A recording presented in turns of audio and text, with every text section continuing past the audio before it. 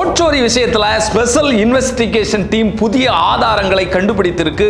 ஒவ்வொரு வாக்காளர் நீக்கத்திற்கும் ரூபாய் 80 வீதம் பல லட்சம் ரூபாய்கள் இதற்காக செலவிடப்பட்டிருக்கு. விசாரணை வளையத்துக்குள்ளால இருந்த ஒரு நபர் தப்பி ஓடி துபாய்க்கு போயிருக்கிறாரு. இந்த மாடல் நாடு முழுவதும் பயன்படுத்தப்பட்டிருக்கா அப்படின்னு சொன்னா பல லட்சம் கோடி ரூபாய்கள் இதற்காக செலவிடப்பட்டு மக்களுடைய வாக்குகள் திருடப்பட்டிருக்கு. அடுத்தடுத்த கட்டமாக எஸ்ஐடி என்னென்ன ஆதாரங்களை வெளியிட காத்திருக்கிறது. எலெக்ஷன் கமிஷன் இந்த விசாரணை வளையத்துக்குள்ளால வருவாங்களா அப்படிங்கிற கேள்வி இதற்குள்ளால எழும்பி இருக்கு. இந்த விஷயத்தை பற்றி தான் இந்த வீடியோல ஆழமாக பேச போறோம். ஓட்சோரி விஷயத்துல ராகுல் காந்தி அவர்கள் திடுக்கிடக்கூடிய ஆதாரங்கள் தொடர்ந்து வெளியிட்டு இருந்தாரு. இதுல கர்நாடகத்தினுடைய ஆலந்து தொகுதியில கடைசியாக 6018 வாக்குகள் எப்படி நீக்கப்பட்டது, அந்த வாக்காளர்கள் எல்லாம் எந்த முறையில் நீக்கினாங்க அப்படிங்கிற ஆதாரங்களை வெளியிட்டாங்க. சிலரை நேரடியாகவே கூட்டிட்டு பேச வச்சாங்க. அவருக்கு தெரிஞ்சுதான் இந்த வாக்கு நீக்கப்பட்டதா அப்படிங்கிற விஷயங்களை நேரடியாகவே பேசினாங்க. இதுல தான் இப்போ திடுக்கிடக்கூடிய இந்த தகவல்கள் வெளியாகி இருக்கு. ஏன்னா இந்த தொகுதியில் ஏற்கனவே நின்று தோற்று போன பாஜகவினுடைய சுபாஷ் குட்டேதர் அவரை சிஐடி விசாரிக்கிறாங்க. அவர்கிட்ட பல ஆதாரங்கள் அவர்களுக்கு கிடைக்குது. அந்த ஆதாரங்களுடைய அடிப்படையில் அவருடைய 2 மகன்கள், அது மாதிரி 7 லேப்டாப்கள், அது மாதிரி 75 மொபைல் போன்கள் கிடைக்குது. அது மட்டுமல்ல, இதற்கு மூளையாக இன்னொருத்தர் செயல்பட்டு இருந்திருக்கிறாரு. முகமது அஸ்பக் அப்படிங்கிற ஒரு நபர். இவரை விசாரணை வளையத்துக்குள்ளால கொண்டு விசாரிக்கும் போது அவருடைய லேப்டாப் இதில் எல்லாம் பரிசோதனை பண்ணுறாங்க. நான் உங்களுக்கு முழுமையான ஒத்துழைப்பை தருவேன் அப்படின்னு சொல்லி அவர் பேசிட்டு இருந்தார். பேசிட்டு இருந்த நேரத்தில் தான் திடீர்னு அவர் தப்பி ஓடி துபாய்க்கு போயிருக்கிறார். இதில் அதிர்ச்சி அளிக்கக்கூடிய விஷயம் என்னன்னு பார்த்தீங்கன்னு சொன்னால், இந்த லேப்டாப்லேருந்து அவர் யார்கிட்ட தொடர்பு கொண்டார், யார் இதில் தொடர்பில் இருக்கிறார் அப்படின்னு பார்த்தா இன்னும் ஒரு 5 நபர்கள் இதில் தொடர்பில் இருந்திருக்கிறாங்க. அவர்கள்ட்ட தொடர்ந்து விசாரணை இப்போ போயிட்டுருக்கு. இதில் தான் இவர்கள் இந்த கால் சென்டர் மாதிரி ஒரு டேட்டா சென்டரை ஆரம்பிச்சிருக்கிறாங்க. முதல்ல இந்த வேலைக்காகவே ஆரம்பிச்சிருக்காங்க. ஆரம்பித்து இந்த வாக்காளர்களை நீக்கிறதுக்காக ஆட்களை செலக்ட் பண்ணி பணியில் அமர்த்திருக்கிறாங்க. இது நமக்கு தெரியாமலே இந்தியா முழுவதும் இப்படி ஒரு வேலை வாய்ப்பை பாஜக எலெக்ஷன் கமிஷன் சேர்ந்து இதை கொடுத்துருக்காங்க அப்படிங்கிறது தான் இதில் சொல்ல வேண்டியது. ஒரு வாக்காளரை நீக்கினா அவர்களுக்கு 80 ரூபாய். அப்போது 6018 வாக்குகளை நீக்கிறதுக்காக அவர்கள் செலவிட்ட தொகை பார்த்தீங்கன்னு சொன்னால் 4.8 லட்சம் இந்த தொகுதியில் மட்டும் செலவிட்டிருக்கிறாங்க. 6018 வாக்குகளை நீக்கிறதுக்கு இந்த தொகுதியில் இவ்வளவு தொகை செலவிட்டிருக்கிறாங்க. இது நீக்கிறதுக்கு மட்டும். இதற்கு முன்னால் பார்த்தீங்கன்னு சொன்னால் நிறைய ப்ராசஸ் இருக்குது. இந்த வாக்காளருடைய எபிக் நம்பரை எடுத்து அந்த சிஸ்டத்துலேருந்து அவருடைய எண்ணை முதல்ல ஹேக் பண்ணணும். மொபைல் நம்பரை ஹேக் பண்ணி அவர் அப்ளிகேஷன் கொடுக்குற மாதிரி இங்கே அப்ளிகேஷன் வரணும். அதுக்கு பிறகு இவர் அதை நீக்குவார். அது மாதிரி ஓடிபி அவருக்கு போகும்.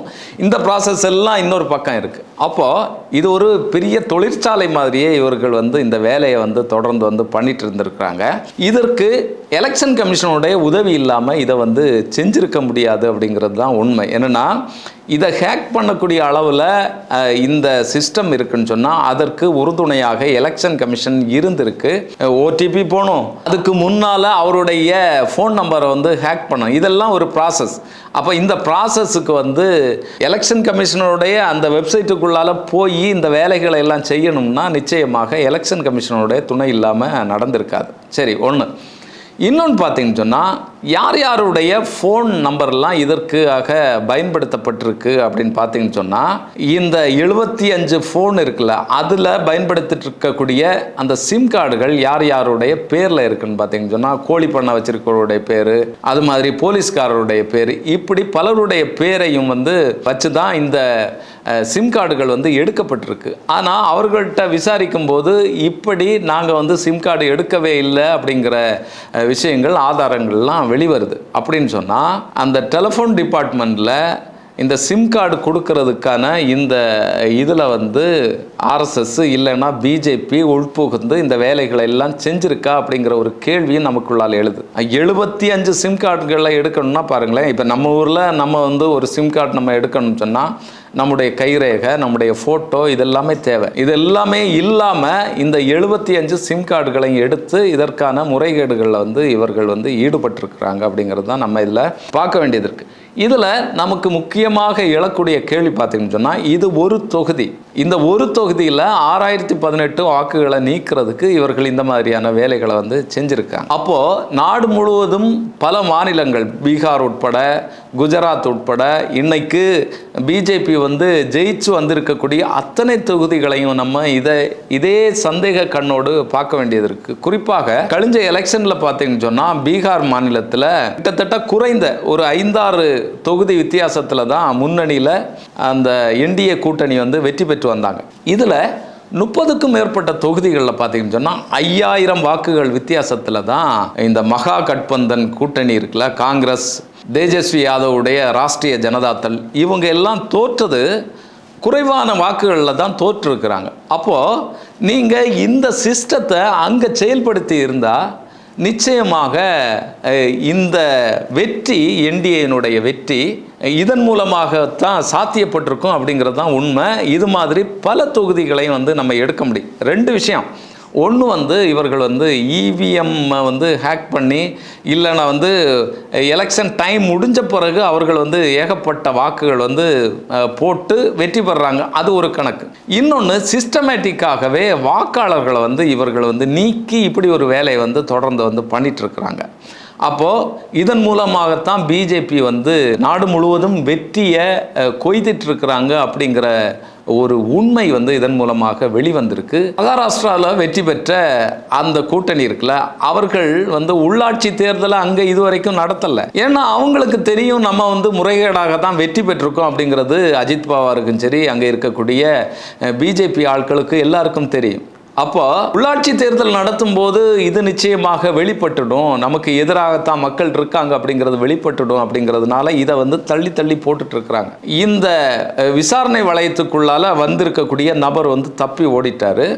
மற்றபடி இருக்கக்கூடிய இந்த 4 நபர்களும் விசாரணை வளையத்துக்குள்ளால இருக்கிறாங்க. அவர்கள் பல அதிர்ச்சி அளிக்கக்கூடிய தகவல்களை வந்து கொடுத்துட்ருக்குறாங்க. இந்த எஸ்ஐடியினுடைய விசாரணையில் கர்நாடகத்தில் இருக்கக்கூடிய எலெக்ஷன் கமிஷன் வருவாங்களா அப்படிங்கிறத வந்து நம்ம பொறுத்திருந்தான் பார்க்கணும். ஏற்கனவே வந்து எலெக்ஷன் கமிஷன்கிட்ட வந்து அவர்கள் பல ஆதாரங்களை கேட்டிருந்தாங்க.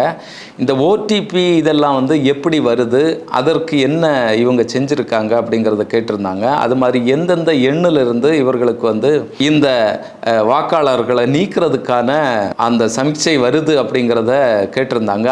அந்த எந்த தகவலையும் வந்து எலெக்ஷன் கமிஷன் இந்த எஸ்ஐடிக்கு வந்து வழங்கலை அப்படிங்கிறது தான் உண்மை. இதை தாண்டி தான் அங்கே வந்து எஸ்ஐடி வந்து வேலை செஞ்சிட்ருக்காங்க. இப்போது அங்கே வந்து எதிர்க்கட்சியாக காங்கிரஸ் இருக்கிறதுனால இந்த வேலை செய்து நாடு முழுவதும் பாஜக ஆளக்கூடிய மாநிலங்களில் இந்த வேலை எப்படி வந்து நம்ம வந்து கண்டறிகிறதுக்கு, பிஜேபி வந்து முறைகேடு பண்ணி தான் ஜெயிச்சிருக்கிறாங்க அப்படிங்கிறத எப்படி கண்டறிகிறது அப்படிங்கிறதே கேள்வி. வரக்கூடிய பாராளுமன்ற எலெக்ஷனில் ஒருவேளை இந்த பாஜக தோல்வி அடையக்கூடிய பட்சத்தில் பார்த்தீங்கன்னு சொன்னால் நாடு முழுவதும் இது வந்து தூசு தட்டி எடுக்கப்படும்.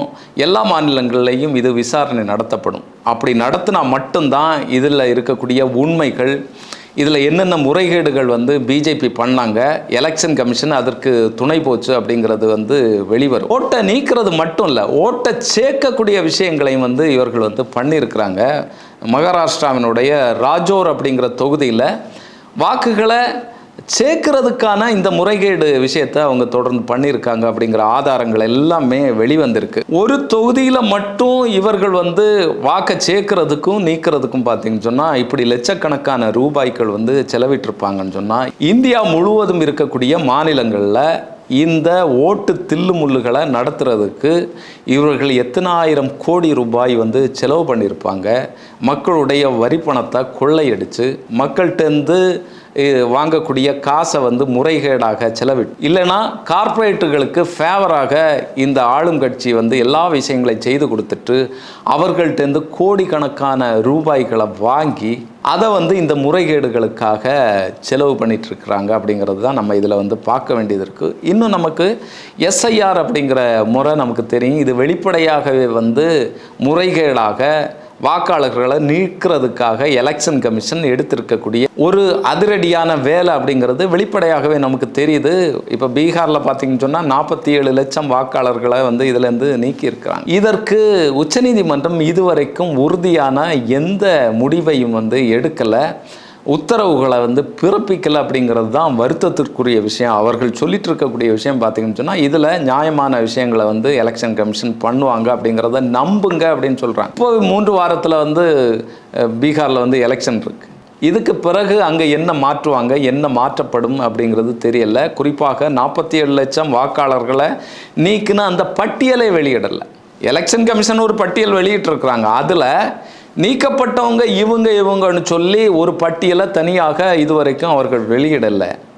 நம்மளா போய் கண்டுபிடிச்சு அலைஞ்சு அதற்கு மறுபடியும் அப்ளிகேஷன் கொடுத்து அப்படித்தான் நம்ம இதில் போராட வேண்டியது இருக்குது. அப்போது இங்கே முறைகேடாக பிஜேபியை வெற்றி வாகை சூடக்கூடிய அளவில் இந்த எலெக்ஷன் கமிஷன் எல்லா வேலைகளையும் பண்ணுது, எல்லா தில்லுமுள்ளுகளையும் பண்ணுது. ஒரு பக்கம் பார்த்தீங்கன்னு சொன்னால் முறைகேடாக வாக்காளர்களை ரகசியமாக நீக்கிறதுக்கு பல லட்சம் கோடி ரூபாயாக செலவு பண்ணி அதை ஒரு பக்கம் செய்து, வெளிப்படையாக எஸ்ஐஆருங்கிற பேரில் வாக்காளர்களை நீக்கிறதுக்கான எல்லா வேலைகளையும் இன்னொரு பக்கம் செஞ்சிட்ருக்கு. இப்போ பீகாரில் ஏற்கனவே சொன்ன மாதிரி 30 தொகுதிகளுக்கு மேலே 5000 வாக்கு வித்தியாசத்தில் தான் பிஜேபி ஜெயிச்சிருக்காங்க. அப்போது இந்த முறைகேடுகள்லாம் நிகழ்த்தப்பட்டால் நிச்சயமாக பிஜேபி ஜெயிக்கும் அப்படிங்கிறதுல எந்த விதமான மாற்று கருத்தும் இல்லை. இப்படித்தான் இந்த எஸ்ஐஆரை பயன்படுத்தி இந்த மாதிரியான முறைகேடுகளை பயன்படுத்தி தொடர்ந்து பிஜேபி வெற்றி பெற்றிருக்கிறாங்க. இந்த ஸ்பெஷல் இன்வெஸ்டிகேஷன் டீமினுடைய விசாரணையில் வரக்கூடிய நாட்களில் யார் மாட்டுவாங்க, என்னென்ன ஆதாரங்கள் இன்னும் வெளிவரும் அப்படிங்கிறத நம்ம பொறுத்திருந்து தான் பார்க்க வேண்டியது இருக்குது. நீதி வெல்லுமா, இது நீதிமன்றங்கள் தானாகவே முன் இதை ஒரு கேஸாக எடுக்குமா அப்படிங்கிறத நம்ம பொறுத்திருந்து தான் பார்க்க வேண்டியது இருக்குது. இன்னொரு காணொலியில் சந்திக்கும் வரை நன்றி, வணக்கம்.